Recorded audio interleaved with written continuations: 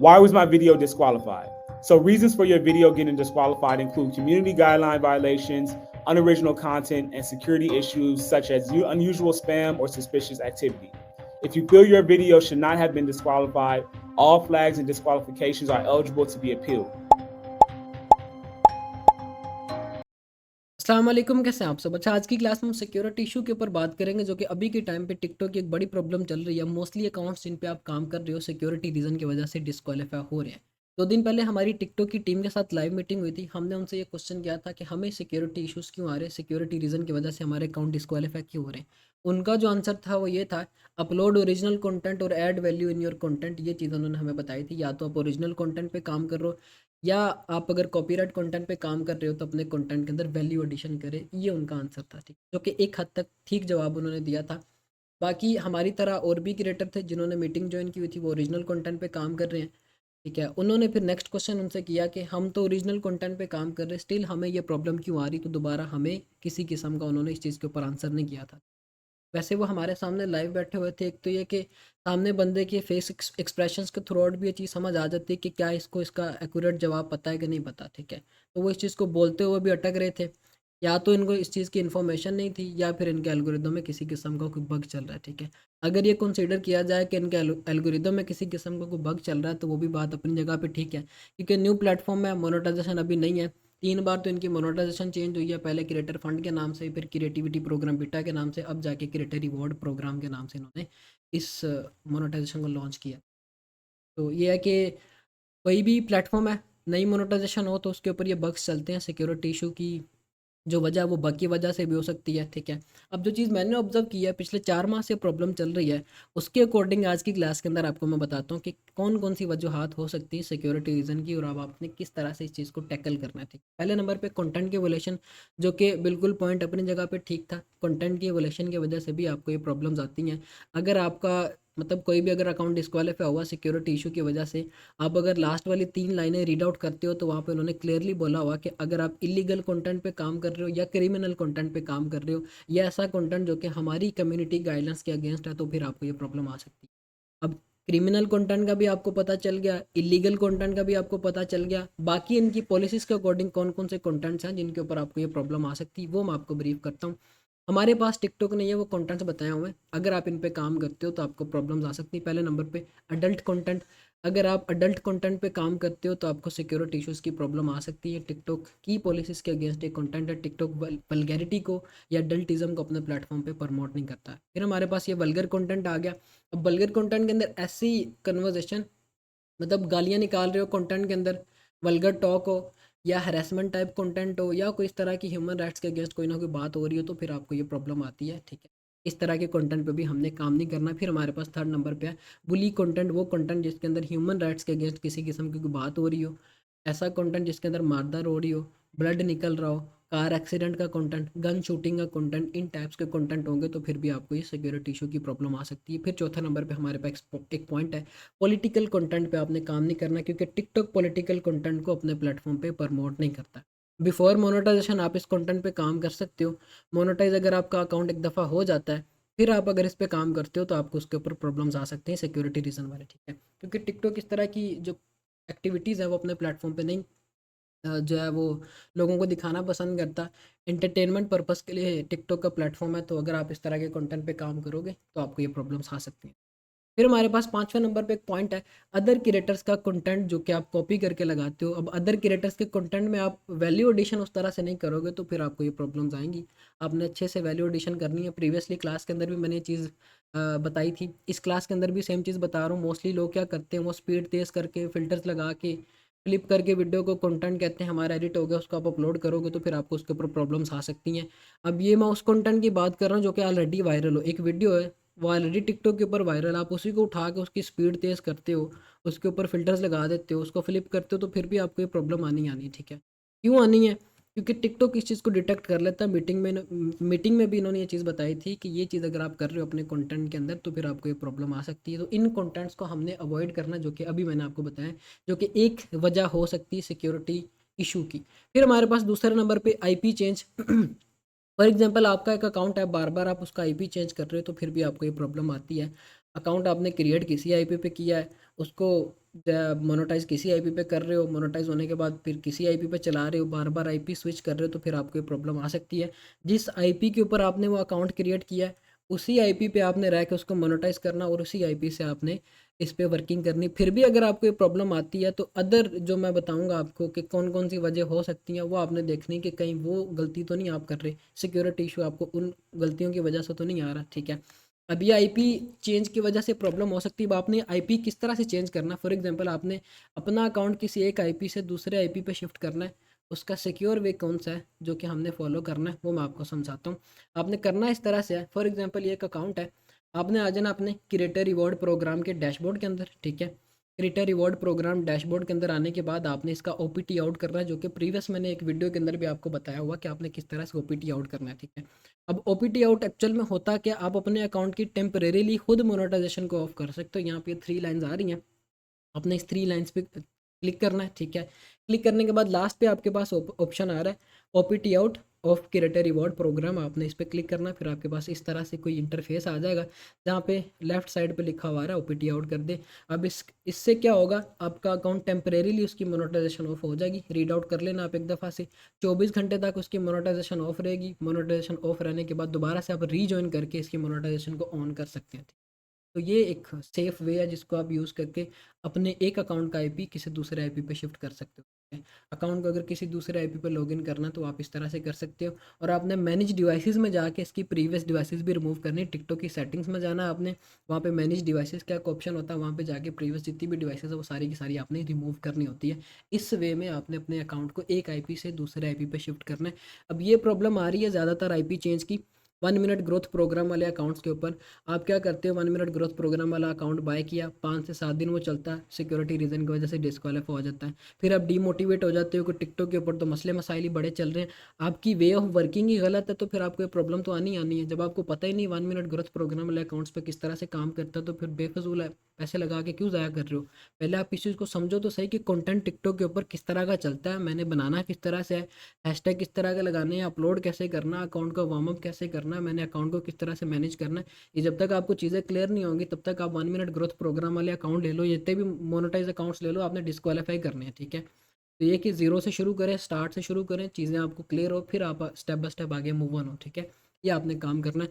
फिर हमारे पास चौथे नंबर पे एक रीज़न है फेक फॉलोअर्स का, जो कि बिल्कुल एक्यूरेट है। इस वजह से भी आपको ये प्रॉब्लम आती है। अगर आप पैनल के फॉलोअर्स लगवाते हो तो आपको ये प्रॉब्लम आ सकती है। अगर आप स्क्रिप्ट के फॉलोअर्स लगवाते हो, स्क्रिप्ट के थ्रू आउट भी एक फॉलोअर्स लगते हैं, उसके थ्रू आउट भी करते हो तो फिर भी आपको ये प्रॉब्लम आती है। बूस्टेड फॉलोअर्स के ऊपर भी रिसेंटली मैंने ये चीज़ देखी, लेकिन बिल्कुल ना होने के बराबर है। 10% तक आपको ये बूस्टेड फॉलोअर्स के ऊपर इशूज़ आ रहे हैं, ठीक है।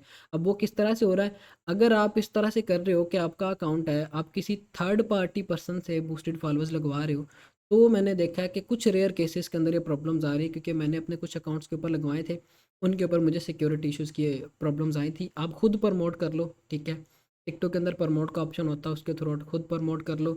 या फिर ये कि किसी सेलर से सर्विस भी लेनी है तो फिर आप अपने अपने बिहाफ पे ये करवा सकते हैं। बूस्टेड फॉलोअर्स सेफ है। अब ये बूस्टेड फॉलोअर्स होता है क्या, टिकटॉक के ऊपर ही आपकी कैंपेन चलती है, टिकटॉक के ऊपर ही आपकी वीडियो प्रमोट होती है, उस वीडियो को देख के लोग आपको फॉलो करते हैं, जिस वजह से आपके अकाउंट्स के ऊपर 10,000 फॉलोअर कंप्लीट होते हैं।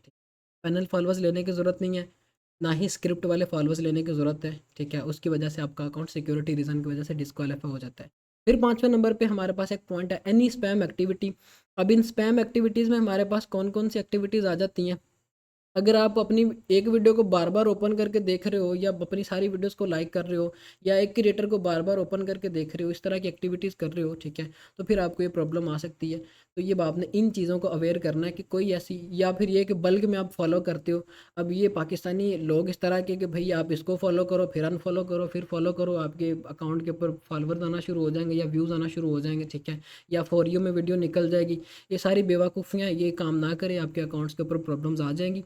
तरीके से लेके चले। प्रोफेशनल बंदा कभी भी इस तरह से आपको नहीं बोलेगा कि भाई अगर आपने व्यूज़ लेने हैं तो मुझे फॉलो करो, फिर अनफॉलो करो, फिर फॉलो करो, आपके व्यूज़ आ जाएंगे, ठीक है। ये बेवकूफ़ियाँ सारी इस तरह से करेंगे तो फिर भी आपको ये प्रॉब्लम आ जाती है। ठीक है। अब किसी ने आपको इस तरह से बोला कि आप मेरे यूट्यूब चैनल को सब्सक्राइब करो, फिर से अनसब्सक्राइब करो, फिर से सब्सक्राइब करो, आपके यूट्यूब चैनल के ऊपर भी व्यूज़ आना शुरू हो जाएँगे, ठीक है। नहीं ना बोला, तो ये सारी चीज़ें इनकी पाकिस्तानियों की अपनी बेवकूफ़ियाँ जो कि करते हैं और आपको भी इन्होंने इसी के पीछे लगाया हुआ है। तो बेहतर ये है कि इस चीज़ को अवॉइड करें ताकि आपके अकाउंट्स के ऊपर किसी किस्म की आपको प्रॉब्लम ना आए, ठीक है। फिर हमारे पास एक नेक्स्ट पॉइंट है, अगर आप अपने एक अकाउंट को बार-बार लॉगिन लॉग आउट करते हैं, स्विच अकाउंट की तो समझ आती है, टिकटॉक हमें अलाउ करता है कि आप स्विच अकाउंट कर लो। मेरी ऑब्जर्वेशन के अकॉर्डिंग 3 अकाउंट्स आप रखो स्विच अकाउंट, जब आपने करने हो तो वो 3 तक मैक्सिमम हो, उससे ज़्यादा ना हो। लॉगिन लॉग आउट करेंगे एक अकाउंट, उसको बार-बार एक ही मोबाइल के अंदर लॉगिन भी कर रहे हो, लॉग आउट भी कर रहे हो, तो फिर भी आपको ये प्रॉब्लम आ जाती है। टिकटॉक इस प्रॉब्लम की वजह से आपको बैन भी कर देता है सम टाइम। वो आपको कहता है कि आपने maximum time login log out किया, इस वजह से हमने आपको बैन किया है।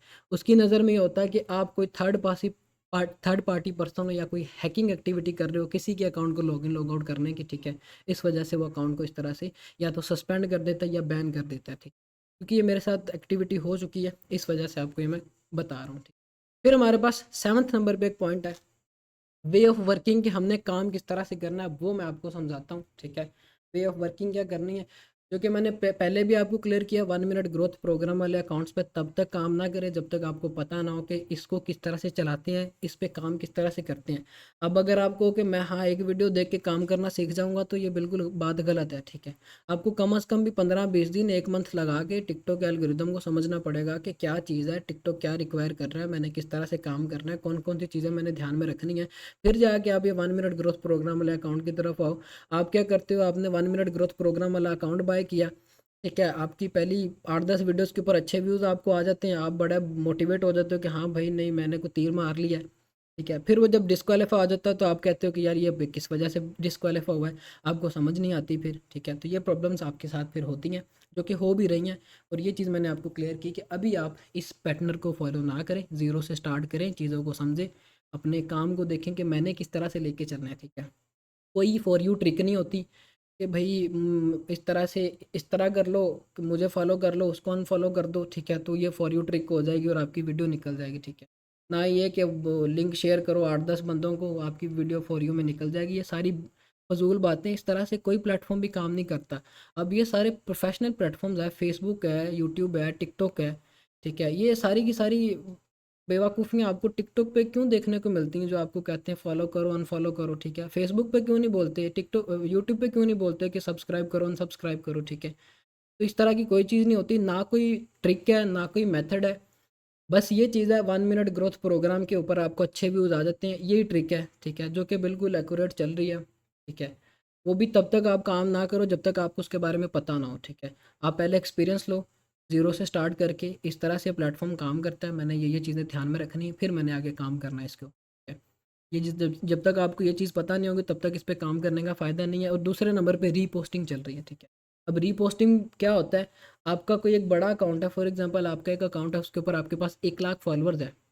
आप क्या करते हो, आप अपने छोटे किसी अकाउंट के ऊपर वीडियो अपलोड करके बड़े अकाउंट के ऊपर रीपोस्ट कर देते हो, वहाँ से आपको व्यूज़ आ जाते हैं। बस ये 2 तरीके हैं जो कि ऑफिशियली चल रहे हैं, और कोई तीसरी ट्रिक नहीं है टिकटॉक के ऊपर। और जितनी भी है, या तो पैनल से आपको व्यूज़ दे देते हैं, ठीक है। वो 5,000 7,000 मार्केट में लोग इस तरह से बोल रहे हैं कि भाई मैं फॉर यू ट्रिक देता हूँ, आप मुझे अकाउंट का लिंक भेजो, मैं वो आप वीडियो अपलोड करो, आपकी वीडियो के ऊपर व्यू आ जाएंगे, ठीक है। वो पैनल से आपको व्यू दे देते हैं, आप बड़ा खुश होते हो कि हाँ भाई व्यू आ गए, ट्रिक काम कर गई। बाद में जब आपके व्यूज़ नहीं आते तो फिर आप कहते हो कि भाई ट्रिक वर्क नहीं कर रही, वो आपको कहते हैं कि भाई वो आउटडेटेड हो गई, अपडेट ट्रिक आएगी तो वो नहीं बाय करना अब हमसे, ठीक है। तो ये सारी चल रही हैं, इन चीज़ों को अवॉइड करें, ठीक है। काम का तरीका बनाएं, वे ऑफ वर्किंग को समझें कि मैंने काम किस तरह से करना है, मैंने इतनी वीडियोस अपलोड की हैं। जब तक आपकी कंटेंट में जान नहीं होगी तब तक आप टिकटॉक पे काम नहीं कर सकते, ठीक है। कंटेंट रिसर्च अच्छी करें, किसी को कॉपी करने की ज़रूरत नहीं है, ठीक है। आप क्या करते हो, आप देखते हो हाँ भाई किस कंटेंट पे काम कर रहे हो जिस पे आपने व्यूज़ लिए हैं। अब उस बंदे ने अपनी मेहनत खुद की है, सारी चीज़ें उसने की हैं, उसको पता है कि मैंने इसको किस तरह से चलाया और मैंने आगे किस तरह से चलाना है। आप आंखें बंद करके उसी का कंटेंट कॉपी करके लगाना शुरू कर देते तो आपको व्यूज़ नहीं आते, फिर आप कहते हो कि टिकटॉक व्यूज़ नहीं देता, ठीक है। अब वे ऑफ वर्किंग में आपने करना क्या है, फॉर एग्जांपल ये एक अकाउंट है, ठीक है। अब ये सारा का सारा ऑर्गेनिकली चल रहा है, इसके ऊपर किसी किस्म की कोई बूस्टेड फॉलोअर्स नहीं लगे, कोई ऐसी चीज़ नहीं लगी, सारा ऑर्गेनिकली चल रहा है। अब इसकी ऊपर वाली जो 3 वीडियोज़ है ना, इन्हीं 3 वीडियोज़ ने मुझे इसके ऊपर 10,000 फॉलोअर कंप्लीट करके दिए हैं। ये 1.2 मिलियन व्यूज़ पर जो वीडियो गई है। अगर मैं इसके मोर इनसाइट्स पे जाता हूँ, तो यहाँ पे मुझे इस एक सिंगल वीडियो ने कितने फॉलोवर दिए, 4000 ऑलमोस्ट फॉलोवर दिए, 1.2 मिलियन व्यूज़ के ऊपर, ठीक। फिर इसके बाद मैं अगली वीडियो पे जाता हूँ जो कि 2.5 लाख पे गई है। इस पे मैं क्लिक करता हूँ। इसने मुझे कितने फॉलोअर्स दिए, 3000, ऑलमोस्ट 4000 फॉलोअर मुझे इसने भी दिए, ठीक है। 4300 वहाँ पे थे, 3700 यहाँ पे थे, 8000 मेरे फॉलोअर तो मुझे 2 वीडियोज़ ने दे दिए, ठीक है। आपको बूस्टेड फॉलोअर्स की तो ज़रूरत ही ना पड़ी, ठीक है। वो मोनेटाइज तो आप फिर इस वे में कर सकते हो अपने अकाउंट को। फिर ये तीसरी वीडियो है, इसके अगर मैं एनालिटिक्स पे जाता हूँ तो इसने भी मुझे ऑलमोस्ट 4000 फॉलोअर दिए, 12-13 हज़ार फॉलोअर्स तो मेरे मुझे इसी तरह से आगे 3 वीडियो से, ठीक है। कोई मैंने इस पे मेहनत की है, सिर्फ ये कि कंसिस्टेंसी के साथ अपलोडिंग करो, डेली टाइम दो, व्यूज़ अच्छे आते हैं। बस ये कि आपको टाइम देना पड़ता है। एक दिन में कभी भी किसी प्लेटफॉर्म ने व्यूज़ नहीं देने होते, तरीके से डेली बेसिस पे काम करना पड़ता है, ठीक है। 3 वीडियोज़ ने मुझे 12,000 फॉलोअर्स दे दिए, मुझे इसके ऊपर किसी किस्म के बूस्टेड फॉलोअर्स भी लगवाने की ज़रूरत नहीं पड़ी, ठीक है। अब ये अकाउंट इस तरह का है कि ऑर्गेनिकली ग्रो हुआ है, ठीक है। आरपीएम इसका आपने ऑलरेडी देखा है, जो कि $1.5 $1 तक इसका आरपीएम चल रहा है। अगर मेरी अब कोई अभी रिसेंटली मोनेटाइज हुआ, ठीक है। अगर इस पे मेरी किसी किस्म की कोई वीडियो वायरल जाती है 1 मिलियन 2 मिलियन व्यूज़ के ऊपर, तो वो समझ लो कि सीधा सीधा 1000 या $2000 हैं, ठीक है। तो ये चीज़ अब आप समझो, इससे आपको थोड़ा सा आइडिया हो गया होगा कि हमने वर्किंग किस तरह से करनी है। हमने शॉर्टकट्स के पीछे नहीं भागना, हमने तरीके से काम लेके चलना है, ज़ीरो से शुरू करना है, ताकि हमारे अकाउंट्स भी इसी तरह से ग्रो हों। कोई एक अकाउंट आप ज़ीरो से ग्रो कर लो, उसके ऊपर आपको ये प्रॉब्लम्स कम ही देखने को मिलेंगी, ठीक है। अब जितने भी मैंने रीज़न्स बताए हैं, इनमें से कोई भी वजह हो सकती है जिस वजह से आपको ये प्रॉब्लम आ सकती है। आपने इन सारी चीज़ों को अवॉइड करना, ठीक है। अगर आप किसी एक आईपी पे रह के ओरिजिनल कंटेंट पे काम कर रहे हो, ठीक है, या ये कि आपने ऑर्गेनिकली सारे उसके फॉलोअर्स कंप्लीट किए हैं, तो फिर आपने ये देखना कि आपके कंटेंट के अंदर कोई ऐसी एक्टिविटी तो नहीं थी जिस वजह से आपको ये प्रॉब्लम आई है। कोई इलीगल एक्टिविटी, कोई क्रिमिनल एक्टिविटी, या कोई अडल्ट कंटेंट है, वल्गर कंटेंट है, पॉलिटिकल कंटेंट है, या कोई ऐसी चीज़ है जिस वजह से मेरे अकाउंट के ऊपर मुझे सिक्योरिटी रीज़न आया, ठीक है। तो ये आपने खुद चीज़ ऑब्जर्व करनी है। एक आईपी पे रख के काम करने के बावजूद या ऑर्गेनिकली फॉलोअर्स कंप्लीट करने के बावजूद अगर आपको सिक्योरिटी रीज़न आता है, तो आपने फर्दर देखना कि हम गलती कहाँ पे कर रहे हैं, ठीक। तो इस चीज़ को आपने अवॉइड करना है। अब इसके ऊपर मुझे $1 आरपीएम आ रहा है। मेरे इसके ऊपर अगर 1 मिलियन व्यूज़ आते हैं, तो सीधे-सीधे इसने मुझे $1000 बना के देने हैं, ठीक है। इस तरह के अकाउंट चलते भी लॉन्ग टर्म है, ठीक है। क्योंकि वो ऑर्गेनिकली ग्रो हुए होते हैं, ठीक है। अगर मेरे इसके ऊपर 1 मिलियन व्यूज़ आते हैं, तो 1 मिलियन व्यूज़ के थ्रू आउट मुझे 4-5 हज़ार फॉलोअर्स भी आ जाने हैं, ठीक है। और मेरे उसके ऊपर अच्छे डॉलर्स भी बन जाने हैं। अगर $1000 बनते हो तो मैं इसको ओपीटी आउट करूँगा, अर्निंग सेव करूँगा। जब दोबारा से मुझे अर्निंग रिसीव हो जाएगी, मैं इसको ओपीटी इन करके दोबारा से काम कर लूँगा। तो ये चीज़ अब आपने करनी है। अब आप एक चीज़ और करोगे, जो आपके अकाउंट ऑर्गेनिकली ग्रो हुए होते हैं, उसको आप 2-3 आईपीज़ के ऊपर भी लॉगिन कर लो, तो आपको प्रॉब्लम नहीं आती, क्योंकि ये वाला जो अकाउंट है, ये मल्टीपल अभी आईपीज़ के ऊपर लॉगिन है, स्टिल इसके ऊपर किसी किस्म की कोई प्रॉब्लम नहीं आ रही। अगर मैं इसकी सिक्योरिटी एंड परमिशन पे जाता हूँ, फिर मैनेज डिवाइसेस पे जाता हूँ, तो मेरा ये वाला जो अकाउंट है, वो मल्टीपल आईपीज़ के ऊपर लॉगिन हुआ है। स्टिल मुझे उसके ऊपर सिक्योरिटी रीज़न वाली प्रॉब्लम नहीं आ रही, क्यों नहीं आ रही? क्योंकि ये मैंने ऑर्गेनिकली ग्रो किया हुआ, ठीक। जो अकाउंट ऑर्गेनिकली चलते हैं, उनके ऊपर सिक्योरिटी रीज़न वाले मसले मसाइल आपको आईपी चेंज की वजह से काफ़ी कम देखने को मिलते हैं, ठीक है।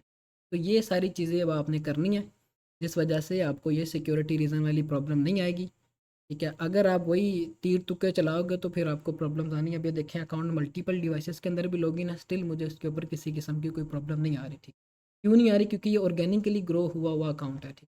तो ये चीज़ अब आपने करनी। फिर हमारे पास एक नेक्स्ट लास्ट पॉइंट था, बल्क वर्किंग आपने अगर करनी है, तो एक डिवाइस में मैक्सिमम आप 10 अकाउंट्स को चलाओ। वो भी एक दिन में 10 अकाउंट कभी नहीं बनाने, आपका आईपी स्पैम हो जाता है।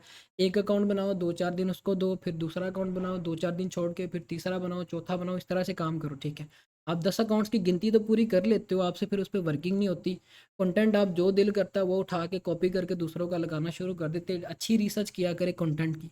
मैंने इसके ऊपर कितनी वीडियोस बना के अपलोड की हुई है, अगर उन्हीं कंटेंट में से कोई एक पकड़ ले, तो उस पर भी आपको फ़ायदे होंगे। रिसेंटली जो मैंने कंटेंट बताए हैं, उनके ऊपर अच्छे खासे मेरे स्टूडेंट्स ने रिस्पॉन्स लिए हुए हैं, ठीक है, जिनके मैंने रिजल्ट्स भी शेयर किए हैं। तो ये चीज़ अब आप करें, आपको प्रॉब्लम नहीं आएगी। अब इस मोबाइल के अंदर अभी मेरे पास 10 मोबाइल्स हैं, जो कि टीम मेरी जो ऑफिस में काम कर रही, सबके मोबाइल के अंदर मैक्सिमम 5 अकाउंट्स हैं, ठीक। लिमिटेड रह के काम करें, अगर बल्क में काम करना है तो नई डिवाइस पकड़ लें, ठीक है। वो भी तब करें जब आपके पीछे वाले 5 अकाउंट्स हैं, उनमें से कोई एक अकाउंट निकला, आप उसको सेल करो। 15-20 हज़ार रुपये का वो अकाउंट सेल हुआ, सेल करने के बाद आप एक डिवाइस ले आओ, अपनी वर्किंग को इस तरह से एक्सपेंड करो, ठीक है। ये सारी चीज़ें अब आपने करनी है। काफ़ी सारी प्रॉब्लम्स थी सिक्योरिटी रीज़न की वजह से, जो कि आपको आ रही थी। उम्मीद है कि इस वाली वीडियो से या इस क्लास से आपको वो चीज़ें क्लियर हुई होंगी, ठीक है। अब आपने खुद नोट डाउन करना है कि मैं गलती कहाँ पे कर रहा हूँ, मुझे कहाँ पे इश्यूज़ आ रहे हैं, ठीक है। क्या चीज़ मैं गलत कर रहा हूँ। ठीक है। वे ऑफ वर्किंग भी मैंने समझा दिया, सिक्योरिटी रीज़न की जो प्रॉब्लम्स आ रही हैं उसके बारे में भी बता दिया कि वो आपने किस तरह से वो वर्किंग अपनी करनी है, ठीक है। बाकी हमारी नेक्स्ट क्लास होगी वो अकाउंट जो कि आपके डिसक्वालीफाई हो चुके हैं 1 मिनट ग्रोथ प्रोग्राम वाले, उनके ऊपर आपने किस तरह से काम करना है, ठीक है, और उनको आपने रिकवर किस तरह से करना है, नेक्स्ट क्लास हमारी उसके ऊपर होगी, ठीक है। तब तक के लिए ख्याल रखिएगा। अल्लाह हाफिज़।